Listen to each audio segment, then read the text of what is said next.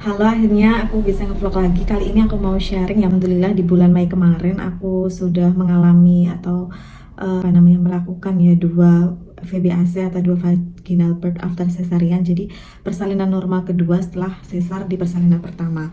Dan sebelum-sebelumnya itu karena aku sudah posting ya di di video sebelumnya tentang Q&A dan tips trik tentang VBAC. Kali ini aku mau sharing lagi karena banyak sekali yang tanya, entah itu via YouTube atau via DM Instagram dan juga via WA. Pasti kebanyakan adalah tanya tips dan trik bagaimana untuk sukses VBAC. Nah, kali ini aku mau sharing singkat aja. Uh, pertama ya, Pertama itu adalah niat gitu. Pertama niat, yang kedua adalah pemberdayaan diri. Ini garis besarnya adalah dua hal itu. Karena dua hal ini adalah yang paling penting yang akan mencakup keseluruhan segala proses untuk kita sukses melakukan VBAC gitu. Yang pertama adalah niat. Niat ini karena paling penting ya. Niat ini adalah kalau niat kita kuat, nanti usaha kita juga akan kuat. Kalau niat kita itu lemah gitu, kita juga akan bermalas-malasan untuk mewujudkan niat kita ini. Nah, maksud saya di sini niat ini kenapa penting? Yang pertama, niatnya adalah bukan untuk hal negatif. Jadi misalkan untuk bunda yang sudah mengalami sesar gitu, niatnya itu bukan berarti niat negatif. Ini maksudnya adalah pengen membuktikan bahwa aku bisa kok normal misalkan, atau misalkan karena aku nggak boleh sesar gitu, nggak boleh sesar sama suami atau seperti apa, atau keyakinan yang tidak memperbolehkan sesar misalkan seperti itu.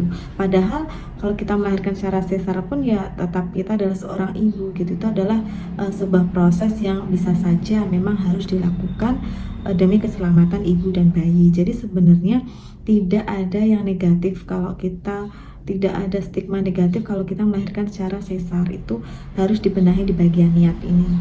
Karena apa? Karena bisa jadi kita sudah bertekad untuk lahir secara pervaginam dan akhirnya qadarullah ke arah sesar gitu. Jadi kita memang harus siap untuk kemungkinan 50% bisa normal atau pervaginam dan 50% bisa sesar. Jadi niat ini harus diperbaiki, niat kuatnya seperti apa, atau misalkan ada trauma di persalinan sesar sebelumnya gitu, itu kita sembuhkan dulu karena bisa jadi nanti kita sesar lagi gitu.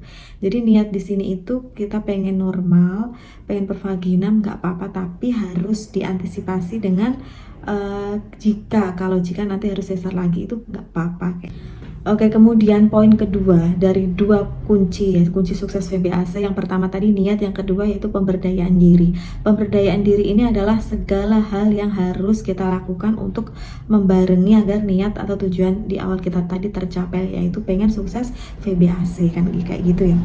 Jadi pemberdayaan diri ini banyak sekali teman-teman, bunda-bunda. Ini aku mau sharing sedikit yang pernah saya usahakan gitu agar sukses VBAC. Yang pertama yaitu dari segi nutrisi. Karena kita kan ada luka sayatan habis sesar, itu bagaimana kita harus menjaga agar luka habis operasi itu bisa benar-benar sembuh atau aman gitu untuk persalinan secara pervaginam, yaitu dengan makan makanan yang kandungan proteinnya tinggi. Nah, itu banyak sekali poinnya nanti.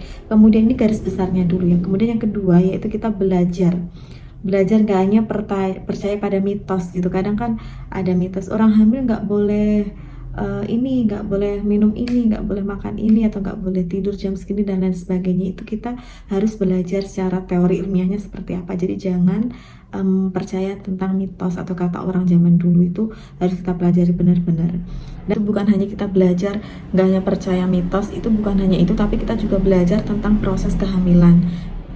Dan yang paling penting adalah kita belajar apa penyebab kita di operasi sesar di persalinan pertama. Nah, misalkan penyebabnya di situ adalah karena berat badan bayi kita terlalu besar. Nah, kita di kehamilan ini mengontrol itu gitu. Jadi kita harus mempelajari penyebabnya. Kalau memang penyebabnya tuh detak jantungnya lemah loh, karena apa, nah itu kan indikasi yang emang darurat gitu. Ya udah, kita harus legowo seperti itu. Jadi proses belajar di sini kita harus mengisi pikiran kita dengan hal-hal yang itu memang sudah terbukti benar secara ilmiah, agar kita tuh nggak panik di saat menghadapi proses persalinan di hari H. Dan kemudian yang ketiga yaitu olahraga. Karena olahraga ini ada olahraga khusus untuk trimester pertama, trimester kedua, dan trimester ketiga. Ini kita harus tahu karena ini sangat penting, karena kita nanti ibaratnya kita mau berperang nih di proses persalinan. Nah, kita harus menyiapkan fisik kita agar mumpuni seperti itu.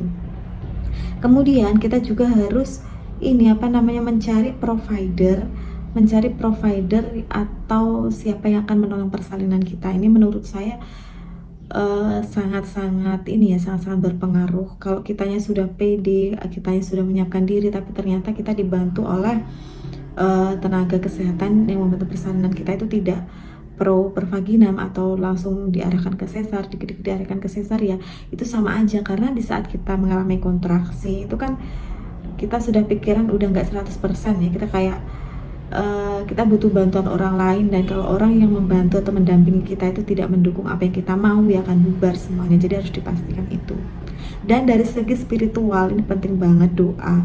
Dari pemberdayaan ini doa itu harus selalu mengiringi gitu, doa, dan juga kita menjaga hubungan baik terutama pada suami. Waktu proses ini alangkah baiknya gitu kita menjaga hubungan baik, menjadi istri yang lebih baik lagi. Misalkan lebih membahagiakan dari rutinitas sehari-hari yang kita cepat marah, kita lebih sabar lagi karena kita butuh ridho suami untuk mencapai keinginan kita ini gitu. Oke, mungkin 2 poin penting itu. Kalau ada pertanyaan, jadi aku memang alhamdulillah bisa 2 vaginal birth after cesarean. Yang pertama itu dengan bidan di rumah, kemudian yang kedua itu dengan bidan di rumah sakit. Jadi keduanya alhamdulillah bisa normal. Dengan yang PBAC pertama itu berat bayinya 3,5, yang sesar yang pertama 3,3, jadi naik 2 ons, dan dengan jarak 16 bulan aja jarak persalinan. Dan kemudian yang ketiga ini lumayan jauh. Untuk persalinan ketiga ini 2 VBAC dengan berat badan bayinya 3,7, tapi jarak kelahirannya dari anak kedua sudah hampir 7 tahun seperti itu. Jadi apakah bisa?